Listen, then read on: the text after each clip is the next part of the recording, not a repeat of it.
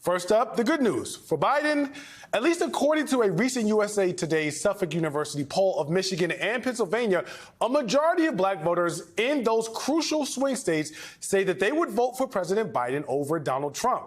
Sounds good enough? But here's the bad news. While still above 50%, that support has actually fallen at least 20 points in both of those states compared to 2020.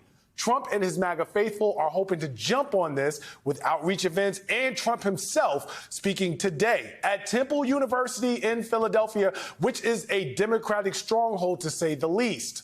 But the concern from Democrats should not be if Trump will win the black vote in November. In 2020, he took less than 10% of it. The real concern is whether he can chip away enough at Biden's lead to turn an already tight race in his favor. Joining me now is Democratic Senator from Georgia, alpha man, pastor, my mama's pastor at historic and legendary Ebenezer Baptist Church, Raphael Warnock. Senator Warnock, thank you so much for being here. Let's talk about this poll. What are your thoughts there, and why do you think there may be a struggle with the Biden campaign grabbing the level of black voters that they had 4 years ago? Well, thank you so very much. And since you already let the cat out the bag and told the world I'm your mama's pastor, here's what she will tell you. That I preached last Sunday. Long before I was a United States Senator, I was a preacher of the gospel. And the gospel literally means good news. And so although I preached the good news last Sunday, I got to preach it again because there are some folks who didn't hear it. There are some folks who've heard it who need to hear it again. And our job between now and November is to tell the good news of what the Biden-Harris administration has accomplished, particularly for African Americans. And I would be nervous if I didn't have good news to share. Here's the good news. Black wealth is up some 60% since before the pandemic. When you talk about student debt relief, something that is near and dear to my heart as first college graduate in my family, this administration has canceled the student debt of some 5 million Americans. We think by the end of the year it'll be 30 million. We've done about $160 billion of student debt relief. We've invested some $16 billion in historically black colleges and universities. The black-white racial wealth gap is narrowing, and black household wealth is up. So I know that there's work to be done. People are still struggling after coming out of a once-in-a-century pandemic. The question is, who's going to stand up for black America? Joe Biden has receipts. Donald Trump has enough problems of his own. Senator Warnock, I want to follow up with you there. Do you think that in terms of the framing and messaging, because everything you're talking about, the strong points that favor Joe Biden being the choice for black Americans, for example, that seems to be getting lost in terms of a certain segment of the population, particularly black men, not feeling like they're being spoken to. So do you think that given everything that is a plus right now that the Biden campaign has to work with, that the messaging is crafted in a way that is going to reach the voters that they need to turn out? Well, you know, black voters cannot be taken for granted. And I like the fact that the Biden-Harris campaign is not taking black voters for granted. This idea that black folks should just show up is wrongheaded.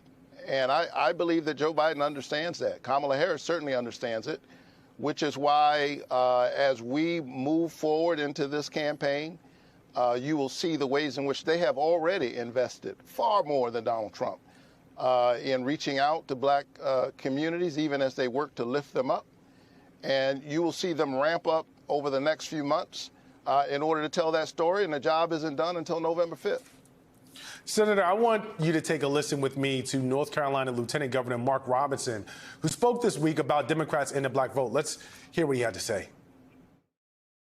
You know, the Democrats were the ones that were in favor of slavery. They found out a different way to enslave people. Instead of giving them welfare, instead of giving them slave shacks and shackles, they decided they were going to give them welfare checks and the ghetto. I want to put aside some of the foolishness in terms of the antics that we may have been looking at That was not a pulpit. It was a lectern. Nevertheless, what I want to ask you is it a good thing if we have an appeal from both political parties for the black vote? Putting aside for a moment the level of sincerity or legitimacy of the appeal, we like to say we're not a monolith. Is it a good thing if we have folks on both sides saying our names? Look, at the end of the day, this election is a binary choice. And I want to be very clear to folks who are watching me. Anything you do other than show up to vote for Joe Biden and Kamala Harris is going to put Donald Trump, a convicted felon, a little bit closer to the White House. We've always had characters like Mark Robinson in the African-American community. And there's a reason why he appeals to a certain part, a certain segment, particularly of the Trump base. He trades in racial stereotypes, as we just heard a moment ago. He is who he is. White supremacy is white supremacy, even if it shows up in blackface. We have a binary choice in this election. It is an existential threat that we are dealing with, not only to our democracy, but to the progress that we have made over the last 50 years in the African-American community. And so the question for voters is, do you want to go backwards or do you want to go forward? I think that the contrast could not be more stark here. And this is not the first time that we've seen somebody who looks like Mark Robinson try to do the bidding of people like Donald Trump. Donald Trump sent Herschel Walker to the state of Georgia to run against me, as if black people are so unsophisticated that they couldn't tell the difference between that dude and me. Well, the rest is history. Here I sit, and come 2024, the Biden-Harris campaign will help Black America to see the work that we've already been doing, the work that we continue to do, and they're going to do for them the same thing that they did for me. Senator Reverend Raphael Warnock, listen, you not bad for an alpha man, no matter what anybody else says. Make sure when you see my mama in the choir, you give her a big hug and kiss for me. Thank you for joining me this morning.